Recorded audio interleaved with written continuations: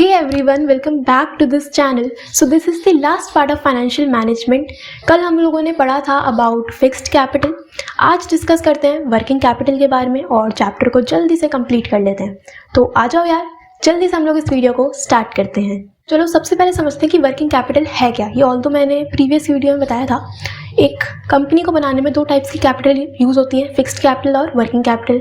Fixed capital क्या है? जो बिजनेस को स्टार्ट करने में लगाते हैं. और वर्किंग कैपिटल जो बिजनेस को डेली बेसिस पे चलाने का खर्चा होता है, वो कहाँ से आएगा? वर्किंग कैपिटल मतलब आपको रॉ मटेरियल खरीदना है, आपको बिजली का बिल देना है, आपको रेंट पे करना है, आपको ऑफिस के एक्सपेंसेस पे करने हैं, वर्कर्स की सैलरी वेजेस पे करना है, वो सब कहाँ से आएगा? Working capital. ठीक है. आपको अपने क्रेडिटर्स की पेमेंट करनी है, वो क्या है? Working capital. ठीक है. अब वर्किंग कैपिटल कितना चाहिए एक बिजनेस को, वो भी कुछ फैक्टर्स पे डिपेंडेंट है. तो अब उन फैक्टर्स को हम अच्छे से डिस्कस करते हैं. फर्स्ट पॉइंट है nature of business. Nature of business मतलब आपका ट्रेडिंग बिजनेस है या फिर मैन्युफैक्चरिंग बिजनेस है. अगर आपका मैन्युफैक्चरिंग बिजनेस है, यानी आप खुद ही प्रोडक्शन कर रहे हो, खुद ही सामान बना रहे हो, तो उस केस में आप ज़्यादा मशीन्स यूज़ करोगे. मशीन्स यूज़ करोगे तो वो ख़राब भी होंगी, उनका रिपेयर का कॉस्ट, उन पर फ्यूल डलवाना पड़ेगा, उसका कॉस्ट, वर्कर्स होंगे, उनकी वेजेस, सैलरी. तो इस केस में अगर आपका बिजनेस मैन्युफैक्चरिंग बिजनेस है तो वहाँ पे वर्किंग कैपिटल की रिक्वायरमेंट ज़्यादा होती है as compare to a trading business. ठीक है.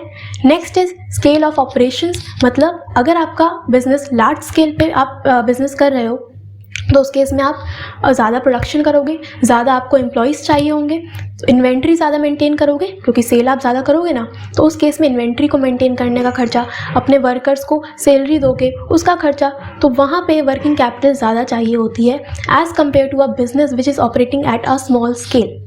ठीक है. Seasonal factors. सीजनल फैक्टर्स में आपको कंसिडर करना है पीक सीजन और लीन सीजन. पीक सीजन मतलब कि जो आप सामान बना रहे हो, जैसे कि हम एग्जांपल लेते हैं कि जब गर्मियाँ ख़त्म होती हैं, बस सर्दियाँ आ रही होती हैं, विंटर्स आ रही होती हैं, तो उस केस में एकदम से मार्केट में डिमांड बढ़ती है स्वेटर्स की, जैकेट्स की. तो अब आप प्रोडक्शन बढ़ाओगे, अपनी प्रोडक्शन बढ़ाओगे तो मशीनरीज आप ज़्यादा यूज़ करोगे, उन पे फ्यूल का खर्चा होगा, आप वर्कर्स ज़्यादा रखोगे तो उनको पेमेंट करोगे. तो अगर पीक सीजन चल रहा है तो प्रोडक्शन ज़्यादा होगी, तो वर्किंग कैपिटल की रिक्वायरमेंट भी बढ़ जाएगी. बट अगर लीन सीजन है, मतलब कि डिमांड इतनी नहीं है, प्रोडक्शन भी नहीं करोगे आप ज़्यादा, तो उस केस में वर्किंग कैपिटल की रिक्वायरमेंट भी कम है.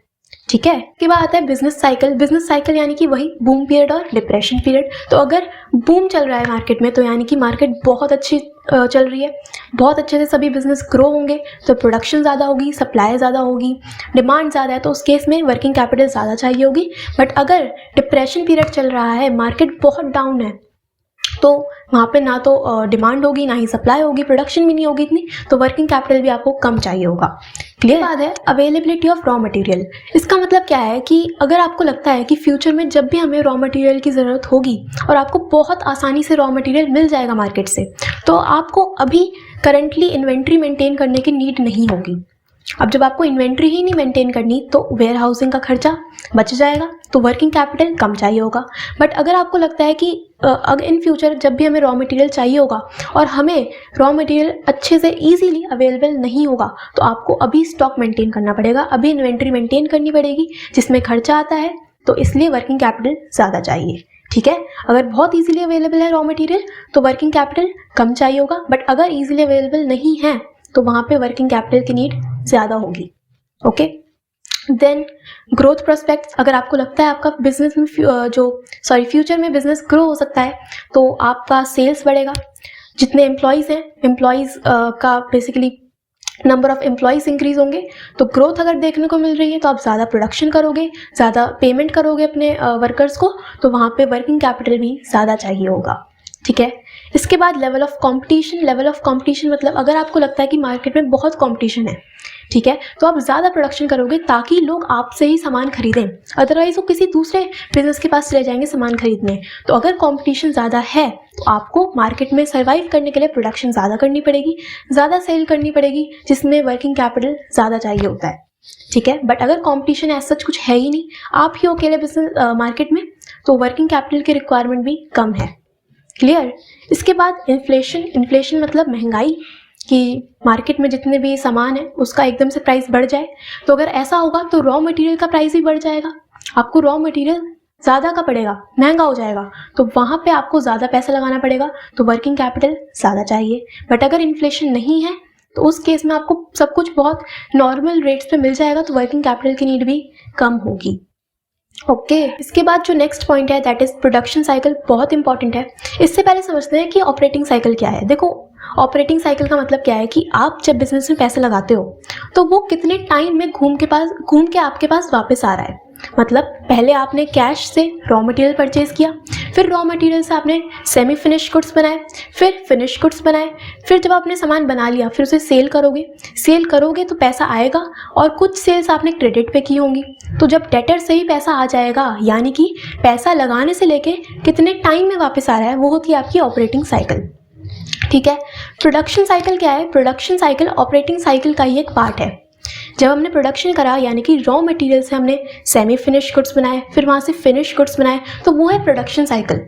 ठीक है, अब अगर जिस बिजनेस की प्रोडक्शन साइकिल लंबी होती है, लॉन्ग होती है, तो उसे वर्किंग कैपिटल ज़्यादा चाहिए होता है। ऐसा क्यों? क्योंकि अगर आप प्रोडक्शन ज़्यादा टाइम लेके कर रहे हो तो आप सेल्स भी बाद में करोगे। जब सेल बाद में करोगे तो पैसा भी घूम के थोड़े दिनों बाद आएगा, तो वर्किंग कैपिटल ज़्यादा चाहिए होगी। ठीक है, बट अगर आपकी प्रोडक्शन साइकिल बहुत छोटी है, ठीक है, तो आप बहुत जल्दी सामान बना के सेल कर दोगे तो पैसा कितनी जल्दी आ जाएगा, तो वर्किंग कैपिटल की रिक्वायरमेंट कम होगी। ठीक है, क्लियर? ये वाला पॉइंट इंपॉर्टेंट है। ठीक है, अगर ये क्वेश्चन एग्जाम में आता है तो उसमें पूरी जो ऑपरेटिंग साइकिल है, प्रोडक्शन साइकिल है, उसे ड्रॉ करके आना। ठीक है, इसके बाद आता है credit availed and credit allowed. देखो क्रेडिट अलाउड क्या है कि मैंने सामान उधार पे बेचा है, क्रेडिट मैंने दिया है। ठीक है, अब सपोज जो क्रेडिट टाइम है वो ज़्यादा है कि मैंने सामान उधार पे बेचा और मुझे अपने डेटर से 3 महीने के बाद पेमेंट मिलेगी, तो वो जो 3 महीने हैं उसमें मुझे अपना खुद का पैसा लगा के ही तो पेमेंट करनी पड़ेगी।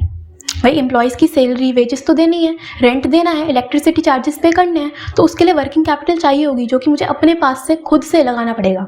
बट अगर क्रेडिट टाइम कम है, मतलब मैंने उधार पे सामान बेचा है और मुझे अपने डेटर से 1 महीने के अंदर पैसा मिल जाएगा, तो उस केस में वर्किंग कैपिटल की नीड कम होगी।